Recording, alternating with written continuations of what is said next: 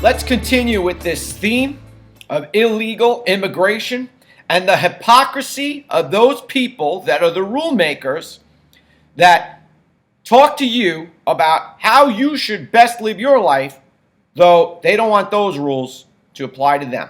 Let's take a look. We're here in AOC's neighborhood where people are pretty fired up about it being like a third world country. They're complaining about prostitutes roaming the streets. They're complaining about illegal street vendors. So we're going to go ask people, how bad is it here?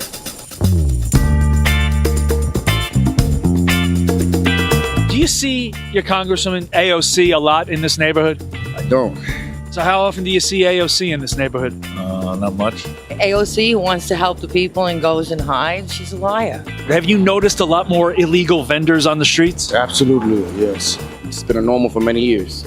Many years. They're crowding the street and people cannot go past by them. It's visual. Everybody sees it.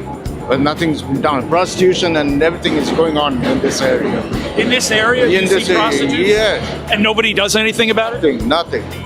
I would like to see all of DC provide more support to the cities that are dealing with the migrant influxes. Does it seem like in some ways and on some days, this is like a third world country? Sad to say, but it's slowly getting there. It's slowly getting there. Yeah, that's the district in Queens, Ocasio-Cortez. Her district there. She's never there. She doesn't live in those conditions. She doesn't have to deal with those conditions on a daily basis. But what do you want? These are the situations that you allow. The second you allow people to start their first act in this country, it was the illegal act. It came across the border. They cut the line. They weren't coming here for asylum. They weren't leaving, some war-torn, country, with the exception of maybe Haiti. I don't know how many Haitians are coming across the border. But no, it's people coming from Mexico and Venezuela.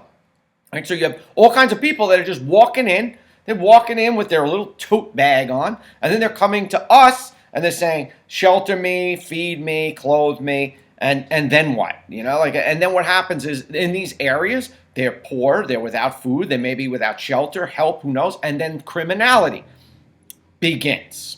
And places like in these blue cities is where it all occurs, because there is no law and order, because you allowed people to come in to not have law and order, govern them from the word go. But Ocasio-Cortez isn't there to have to deal with these situations. The people in her district have to deal with these situations themselves without any help. Watch. A Queens resident says migrants have turned his neighborhood into the epicenter of crime and prostitution. He's got the video. You're seeing it. I'm talking about Ramesses Frias, who joins me now. You've lived in that neighborhood your entire life. Has it ever been this bad? Tell me. No. We've always had our share of issues, but right now things are just running rampant. It's just way too much prostitution, violent crime, and a lot of illegal street vendors that are just setting up shop and, doing this in a lawless nature. Now, this is AOC, Alexandria Ocasio-Cortez's neighborhood. That's her area. Where is she?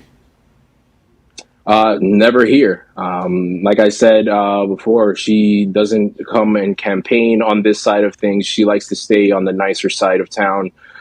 She's never walking around here. You'll never see her, stop in on one of our shops here. She's just never around. She's never around. What a surprise! What a surprise. No, she's too busy trying to be a celebrity in Washington. She got voted by her constituents out of this borough. And I want to know, for as many years as she's been there, and how many years is it now? 5, 7, whatever it is. How have the lives of the people of her district improved? How? While she's off in Washington, getting $174,000 a year salary, which of course is probably in the top 5% of earners in all the country, doubles the median income of $75,000 by even another, 15 or 20%. And has inline information to many other things in stock trading and IPOs and the like, plus a nice big fat pension, plus great medical benefits. So how the people that you represent, that you are just, your heart sinks for in your district because the 1% are taking advantage of these poor people. What have you done to improve the lives of these people in your district? But then again, these people vote for this nonsense. Now, this guy might have great intentions in trying to run for the assembly, but I think he may have a little bit of a screw loose himself. Let's watch.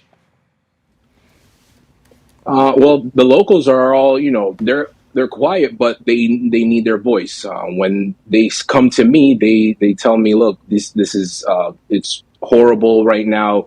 We need help. No one's helping us. No one's trying to help us. Local officials turn a blind eye, and constantly they try to reach out to these local officials, and they'll tell them, oh, just send an email. We'll have a meeting, and the meeting never happens. So the outcry from the residents is there. You're a Democrat turned Republican running for New York State Assembly. Do you think a Republican can win in New York City? We definitely can.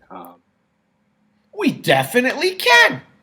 What is he even thinking? I mean, I applaud his dedication to the cause, and he wants to help.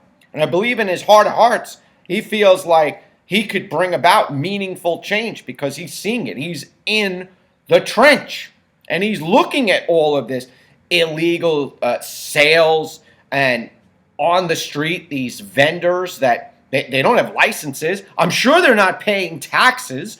Where's Bernie? We got to get Bernie down here. Hey, Bernie, they're not paying their fair share, Bernie. They're not paying their fair share of taxes. Where's their business licenses? Where are their permits to be out here on the street?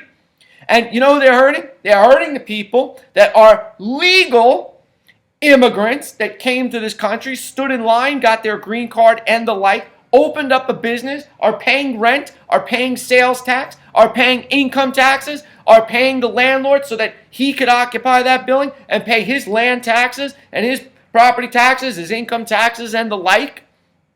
And you got these people on the street illegally doing business. And you know what's sad is that the people in this district will keep voting Ocasio-Cortez back into office. And they will continue to sit in this filth and rot and understand why things don't change. It's mind-blowing to me. People are frustrated with the way the Democrats have been running things, or not running things, I should say. They're just not representing the people. And it's just become an issue that, where we have to step up now. The Republicans have to, show a strong force and keep pushing forward. Yeah. God love him. I wish I could help this guy. But what's crazy is you're still going to have much of the electorate that is still going to buy in to these siren songs of the left and of these progressive Democrats and the squad talking about everything they're going to give to the people, and they're going to get it from the 1% and give it to them. Well, when is that going to happen? They've been in there 5 to 7 years now or more. Nothing has changed. Matter of fact, things have gotten worse in that district, I'm sure. And they'll just keep voting for the same nonsense and continue to just wallow in this misery, waiting around for all these handouts that are never going to come. But in my opinion, you don't have to stay there. Pick up and move. You want to talk about good migration? Why don't you migrate to a state that's run by conservative fiscal policy? The Texas, the Carolinas, the Floridas of the world that really crack down on law and order and that are friendly to business and want to help people to rise up. And how do you rise up? By putting time, effort, energy, suffering, sacrifice, not working 32 hours, I'll tell you that much, in order to get a great piece of the American dream. That's how it's done. But good luck to this guy. I hope he can convince the electorate that he's the guy, run for the assembly and win, throw Ocasio-Cortez out of the office there. But I'll tell you what, I'm not going to put my 60, 70 hour work week wages on that bet.